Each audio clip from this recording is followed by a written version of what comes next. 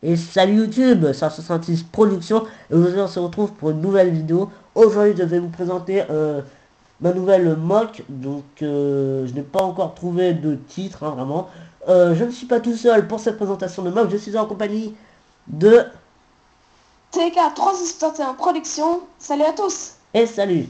Il a été avec moi pour la vidéo de l'unboxing plus haul. Hein, sera posté On juste... avait fait l'échange là. Voilà, au ch- unboxing plus haul. Euh, et donc aujourd'hui je vous présenterai un mock qui participe au concours de Dédé Kenobi. Salut à toi si tu passes par là. Je mettrai sa chaîne en description, je mettrai Fort Contest dans le titre, hein, donc voilà. Euh, donc un mock Star Wars 8. Ce mock participe aussi au concours de Ninjago Lego. Dans le sens d'un mock Star Wars entre l'épisode 7 et l'épisode 8. Plus proche de l'épisode 7 pour le concours de Ninjago Lego et plus proche de l'épisode 8 pour le concours de Dédé Kenobi. Voilà. Voilà en plan large ce que ça donne. Nous savons qu'en fait c'est une usine métallurgique abandonnée sur Karma, donc la planète que vous connaissez depuis un bail, hein, si je puis dire. Donc une usine métallurgique, vous savez un peu à quoi ça ressemble. Donc on va commencer par la partie ici, donc avec Rey et B8. Donc Greg a sorti son sabre laser et j'ai mis un bâton. Le tout en fait c'est sur une plaque verte, hein, l'équivalent d'une plaque verte, donc une plaque 32-32. Voilà. Donc Rey et BB8 qui avancent dans cette usine, qui ont été envoyés en éclaireur, hein, sur Karma pour trouver des traces de résistance, hein, si jamais il y a des personnes qui voudraient se joindre à la résistance. Le premier ordre est là aussi, donc voilà. Et donc BB8 là qui est juste à côté du générateur, si on peut dire ça comme ça, donc un générateur plutôt basique. Enfin, je me suis un peu cassé la tête pour le construire, donc voilà, donc je le trouve plutôt beau. Donc avec BB8, donc qui a activé toutes les machines en se connectant au générateur. Donc il y a tout, hein. Il y a le tapis roulant, ça. En fait, la fonderie, en fait, on peut appeler ça une fonderie, l'usine métallurgique, elle fonctionne de cette manière. En fait, il y a dans la partie non visible de la moque, il y a un grand cube qui déverse les minerais de métaux en fusion sur ce tapis roulant qui a cédé donc avec l'usure et le temps a, après son activation a cédé il s'est totalement écroulé et du coup les restes de métaux en fusion commencent à s'écouler sur le sol. Voilà, donc avec un pilier qui devait soutenir le tapis roulant et une chaîne qui était là comme ça. Ici donc le métal de quoi. Ok. T4 en production. Donc voilà. Euh, donc le métal s'écoule dans des bassins de fonte, hein, comme ça.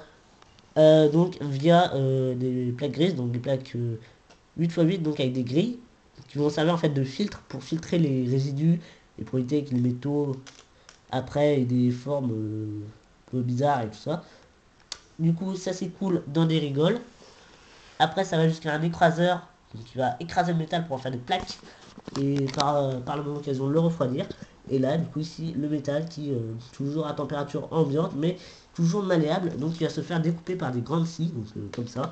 Et du coup, on va ici, et du coup, par la suite, une grue va prendre le métal et le déposer dans l'entrepôt qui est juste à côté. Voilà. Et du coup, ici, en fait, c'est des plaques de métal qui étaient là juste après l'abandon et qui ont commencé à rouiller avec le temps, d'où les pièces Dark Orange.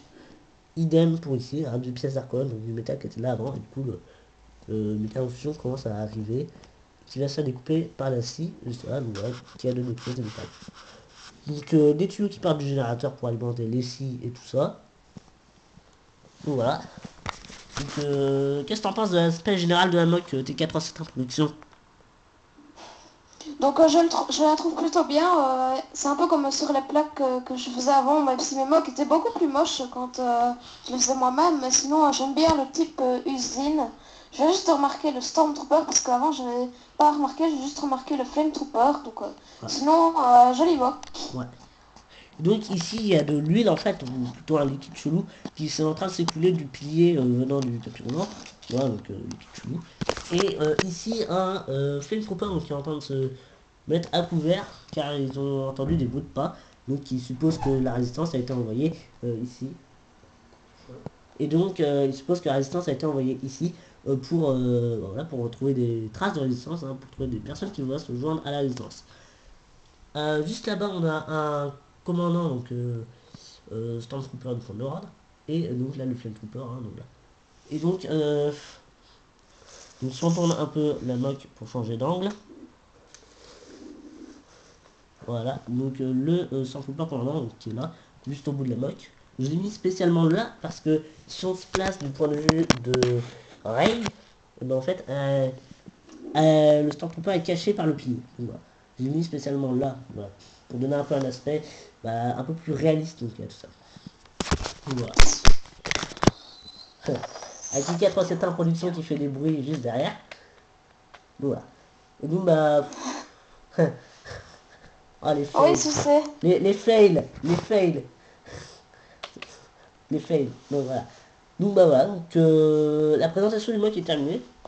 Cette vidéo se conclut. Abonnez-vous. Lâchez un pouce bleu si ça vous a plu. Mettez un com pour me dire ce qui vous a le plus plu dans la mock. Et bah je vous dis ciao, à plus.